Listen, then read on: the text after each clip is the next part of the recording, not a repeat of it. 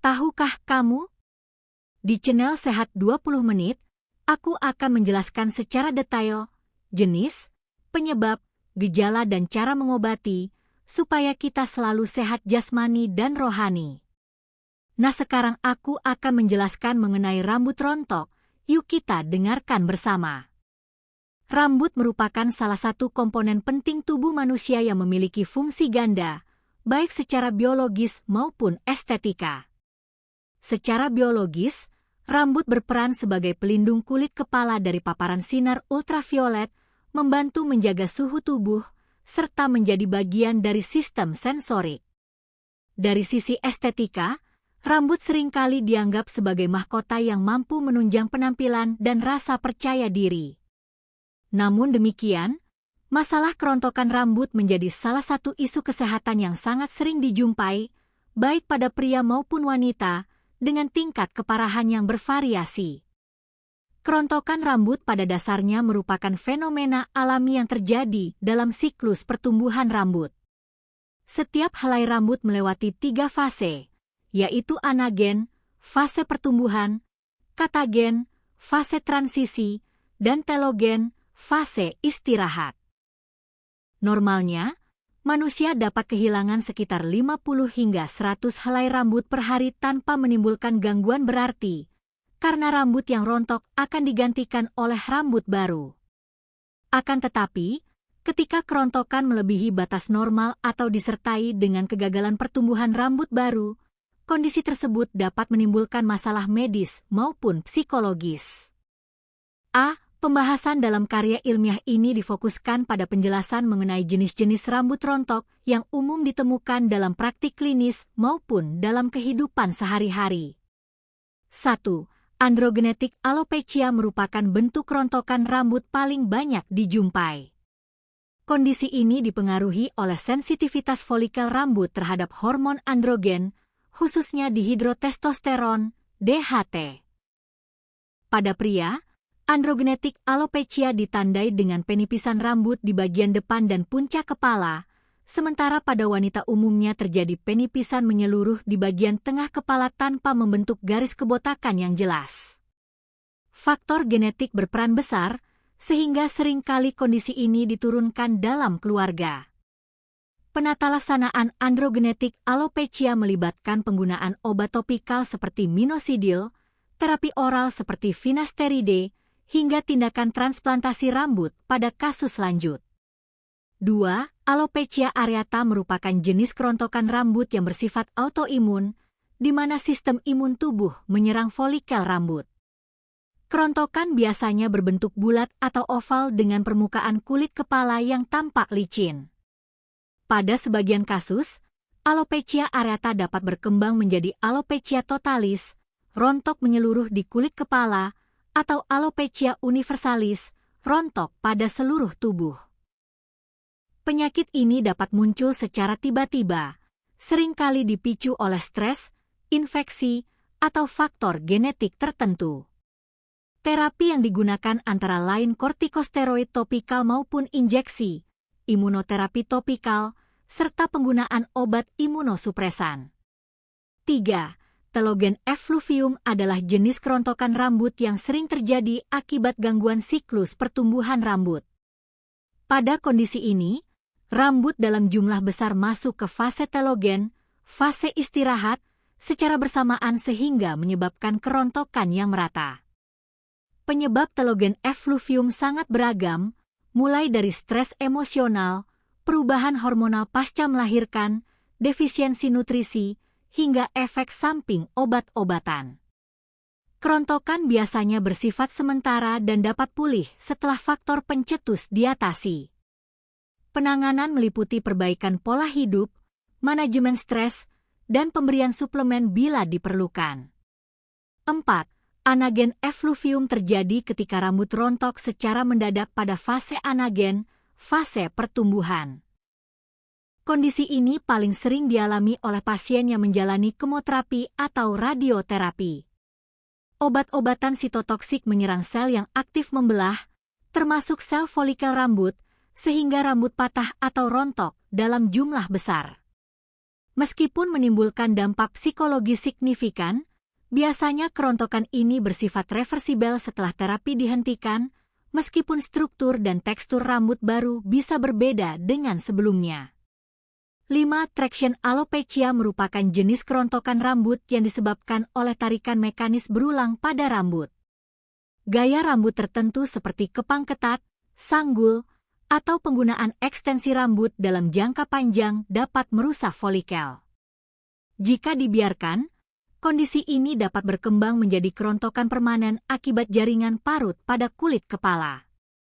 Pencegahan menjadi aspek utama, yaitu dengan menghindari gaya rambut yang terlalu ketat serta memberikan waktu istirahat bagi rambut. 6. Scarring alopecia atau alopecia sikatrisial merupakan jenis kerontokan rambut yang lebih jarang, tetapi bersifat permanen karena folikel rambut hancur dan digantikan jaringan parut. Kondisi ini dapat disebabkan oleh penyakit kulit kronis seperti lupus erythematosus, lichen planopilaris, atau infeksi kronis pada kulit kepala. Diagnosis dini sangat penting untuk mencegah kerusakan folikel lebih lanjut, meskipun pemulihan rambut yang sudah hilang umumnya tidak memungkinkan. Dari uraian di atas, dapat dilihat bahwa tiap jenis kerontokan rambut memiliki etiologi, gejala klinis, dan prognosis yang berbeda. Hal ini menegaskan pentingnya identifikasi jenis alopecia sebelum menentukan penanganan yang tepat. Selain aspek medis, masalah kerontokan rambut juga membawa implikasi psikologis yang besar, seperti berkurangnya rasa percaya diri, depresi, hingga gangguan kualitas hidup. Oleh sebab itu, penanganan tidak hanya fokus pada aspek fisik, tetapi juga dukungan emosional bagi penderita. B. Penyebab rambut rontok dapat dipahami dengan meninjau berbagai faktor yang bekerja baik secara individu maupun sinergis. Berikut uraian detail penyebab kerontokan rambut berdasarkan kajian literatur. 1. Faktor genetik. Genetika memainkan peran besar dalam kerontokan rambut, khususnya pada androgenetik alopecia. Sensitivitas folikel rambut terhadap hormon androgen diturunkan secara herediter. Pada pria, gen yang diwariskan dari kedua orang tua dapat meningkatkan kerentanan terhadap kebotakan pola pria, sedangkan pada wanita gen ini dapat menyebabkan penipisan rambut difus di bagian tengah kepala. Faktor genetik bersifat determinan, sehingga sulit dicegah, tetapi dapat dikelola dengan terapi medis atau tindakan bedah. 2. Faktor hormonal. Hormon androgen, terutama dihidrotestosteron, DHT, menjadi faktor penting dalam memicu miniaturisasi folikel rambut. Pada pria, peningkatan aktivitas enzim 5 reduktase yang mengubah testosteron menjadi DHT mempercepat kerontokan. Pada wanita, perubahan hormon akibat kehamilan, melahirkan, penggunaan kontrasepsi, maupun menopause juga dapat memicu kerontokan. Selain androgen, gangguan hormon tiroid, hipotiroidisme atau hipertiroidisme dapat mengganggu siklus pertumbuhan rambut, sehingga menyebabkan kerontokan menyeluruh. 3. Faktor autoimun. Beberapa jenis alopecia, seperti alopecia areata, disebabkan oleh reaksi autoimun. Pada kondisi ini, sistem imun menyerang folikel rambut seolah-olah merupakan benda asing. Hal ini menimbulkan kerontokan berbentuk lingkaran-lingkaran kecil di kulit kepala. Penyebab autoimun belum sepenuhnya dipahami, tetapi diduga melibatkan faktor genetik, lingkungan, serta stres emosional. 4. Faktor nutrisi. Kekurangan zat gizi tertentu berkontribusi signifikan terhadap kerontokan rambut. Defisiensi zat besi, seng, vitamin D, vitamin B12, serta protein telah terbukti berhubungan dengan kerontokan rambut difus. Rambut merupakan jaringan yang membutuhkan suplai nutrisi tinggi, sehingga pola makan yang buruk atau diet ekstrim dapat memicu kerontokan. Malnutrisi kronis juga memperlambat regenerasi rambut baru. 5. faktor psikologis dan stres. Stres emosional maupun fisik terbukti menjadi pencetus kerontokan rambut, khususnya pada telogen effluvium. Stres dapat memicu pelepasan hormon kortisol yang mengganggu siklus pertumbuhan rambut, sehingga rambut lebih cepat masuk ke fase telogen. Stres kronis juga melemahkan sistem imun, yang pada gilirannya dapat memicu alopecia areata. 6. Faktor mekanis dan kimia. Kerontokan rambut juga dapat disebabkan oleh faktor eksternal seperti tarikan mekanis atau paparan bahan kimia. Gaya rambut ketat, penggunaan alat pemanas berlebihan, serta bahan kimia dari cat rambut atau produk perawatan agresif dapat merusak batang dan folikel rambut. Jika dilakukan terus-menerus, kondisi ini dapat berkembang menjadi traction alopecia atau kerontokan permanen akibat kerusakan folikel. 7. Faktor penyakit sistemik. Kerontokan rambut bisa menjadi tanda dari penyakit sistemik. Anemia defisiensi besi, penyakit autoimun seperti lupus, infeksi kronis, serta gangguan tiroid sering dikaitkan dengan kerontokan. Pasien kanker yang menjalani kemoterapi juga mengalami kerontokan signifikan karena obat sitotoksik menghancurkan sel-sel yang cepat membelah, termasuk sel folikel rambut. 8. Faktor lingkungan. Polusi udara, paparan logam berat, radiasi, serta kebiasaan merokok berperan dalam mempercepat kerusakan folikel rambut. Radikal bebas yang dihasilkan dari faktor lingkungan dapat merusak sel-sel kulit kepala dan mengganggu pertumbuhan rambut. 9. Interaksi multifaktor. Dalam banyak kasus, penyebab kerontokan rambut bukan hanya satu faktor tunggal, melainkan interaksi kompleks dari beberapa faktor sekaligus. Misalnya, seseorang dengan predisposisi genetik mungkin mengalami kerontokan lebih cepat jika disertai stres kronis, pola makan buruk, dan paparan bahan kimia. Hal ini menjelaskan mengapa terapi kerontokan rambut seringkali memerlukan pendekatan holistik. C. Pengobatan rambut rontok. Merupakan tantangan kompleks karena penyebabnya sangat beragam. Tidak ada satu metode yang dapat diterapkan untuk semua kasus, sehingga diperlukan pemahaman menyeluruh sebelum menentukan terapi. Dalam praktik klinis, pengobatan rambut rontok melibatkan kombinasi pendekatan medis, perawatan alami, perubahan gaya hidup, hingga intervensi bedah.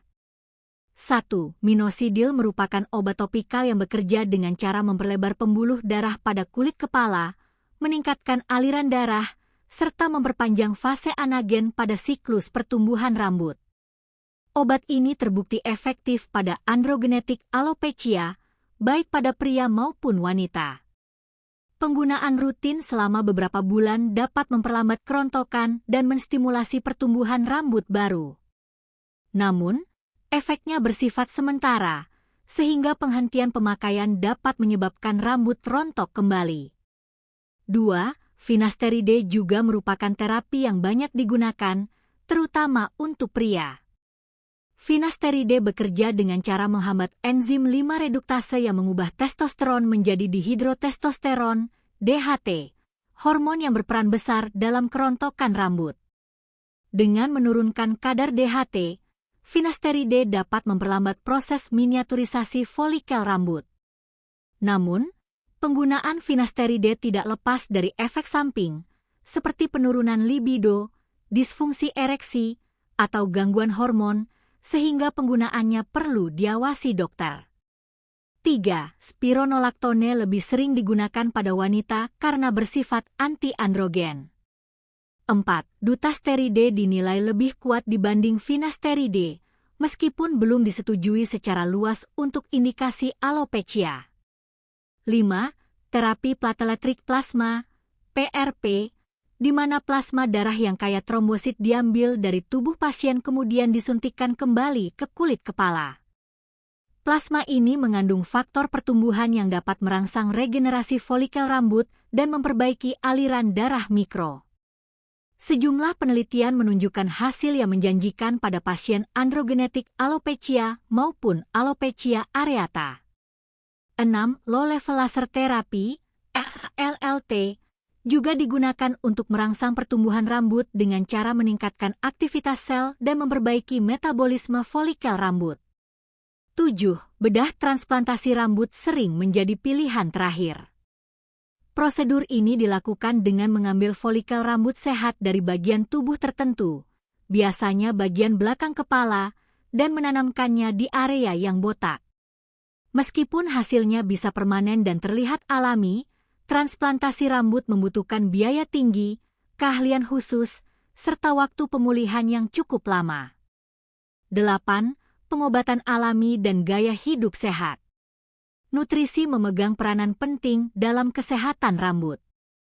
Rambut membutuhkan asupan protein, zat besi, zinc, vitamin D, vitamin B kompleks, dan asam lemak esensial. Diet seimbang dengan konsumsi makanan bergizi seperti ikan, telur, kacang-kacangan, sayuran hijau, dan buah-buahan dapat membantu memperkuat folikel rambut. Suplemen nutrisi sering direkomendasikan pada pasien dengan defisiensi tertentu. 9. Manajemen stres juga sangat penting, mengingat stres emosional maupun fisik dapat memicu kerontokan rambut, terutama telogen effluvium. Teknik relaksasi seperti meditasi, yoga, olahraga teratur, dan tidur cukup terbukti membantu menjaga kesehatan rambut. Dalam konteks psikologis, konseling atau terapi suportif juga dapat diberikan untuk membantu pasien menerima kondisi kerontokan rambut, terutama pada kasus alopecia areata yang bersifat autoimun. 10. Perawatan rambut sehari-hari tidak kalah penting. Menggunakan sampo dan produk perawatan yang sesuai dengan kondisi kulit kepala dapat mencegah kerusakan. Mengurangi penggunaan alat pemanas, bahan kimia keras, serta gaya rambut yang memberikan tarikan berlebihan dapat membantu mencegah kerontokan lebih lanjut. Beberapa bahan alami seperti minyak kelapa, minyak jarak, atau ekstrak lidah buaya juga sering digunakan masyarakat sebagai terapi tambahan. Walaupun bukti ilmiah belum sekuat terapi medis, penggunaan bahan alami dapat memberikan manfaat sebagai pendukung. 11. Terapi topikal berbasis tumbuhan sedang banyak diteliti, misalnya ekstrak ginseng, shallallahu alaihi wasallam palmetto, dan polifenol teh hijau yang diketahui memiliki efek anti-androgen atau antioksidan yang mendukung kesehatan folikel rambut. Meskipun sebagian besar masih memerlukan uji klinis lebih lanjut, terapi herbal ini memberikan harapan sebagai alternatif pengobatan yang lebih aman dengan efek samping minimal. Salah satu tantangan besar dalam pengobatan rambut rontok adalah keterbatasan efektivitas jangka panjang. Banyak terapi yang hanya memberikan hasil sementara, sehingga pasien harus menjalani perawatan seumur hidup untuk mempertahankan hasilnya. Selain itu, pengobatan rambut rontok seringkali membutuhkan biaya tinggi dan disiplin pasien dalam menjalani terapi. Faktor psikologis juga memengaruhi kepatuhan pasien, terutama jika hasil terapi tidak terlihat dalam waktu singkat. Dari sisi penelitian, perkembangan terkini di bidang bioteknologi membuka peluang baru dalam pengobatan rambut rontok, misalnya melalui stem cell terapi dan rekayasa jaringan untuk menciptakan folikel rambut baru. Terapi ini masih dalam tahap eksperimen, namun menunjukkan potensi besar di masa depan. Dengan demikian, pengobatan rambut rontok idealnya bersifat individual, tergantung penyebab, tingkat keparahan, dan kondisi kesehatan pasien secara keseluruhan. Pendekatan kombinasi antara terapi medis, gaya hidup sehat, perawatan alami, serta dukungan psikologis dapat memberikan hasil yang optimal. Nah, kita sudah belajar dan mendengarkan mengenai jenis, gejala, dan cara menangani mengenai sakit telinga. Dari cerita tersebut, kita dapat mengambil pembelajaran. 1. Sakit telinga merupakan masalah kesehatan yang kompleks dengan berbagai jenis berdasarkan lokasi dan penyebabnya. Mulai dari otitis eksterna di telinga luar, otitis media di telinga tengah, hingga labirinitis dan penyakit Meniere di telinga dalam, semuanya memiliki gejala dan komplikasi masing-masing. 2. Gejala sakit telinga sangat beragam, mulai dari nyeri, rasa penuh, gangguan pendengaran, keluarnya cairan, hingga gangguan keseimbangan. Setiap gejala memiliki makna klinis yang berbeda sesuai dengan lokasi dan penyebab penyakit. Telinga luar ditangani dengan obat tetes dan kebersihan, telinga tengah dengan antibiotik atau pembedahan bila perlu, sedangkan telinga dalam membutuhkan pendekatan khusus seperti obat anti-vertigo, implan koklea, hingga operasi. 3. Selain pengobatan medis, langkah pencegahan dan rehabilitasi memiliki peran penting dalam meminimalkan komplikasi dan meningkatkan kualitas hidup pasien. Terima kasih sudah menonton. Semoga video ini bermanfaat. Jangan lupa support channel ini dengan like, komen, dan subscribe agar kita bisa terus berbagi pengetahuan bersama.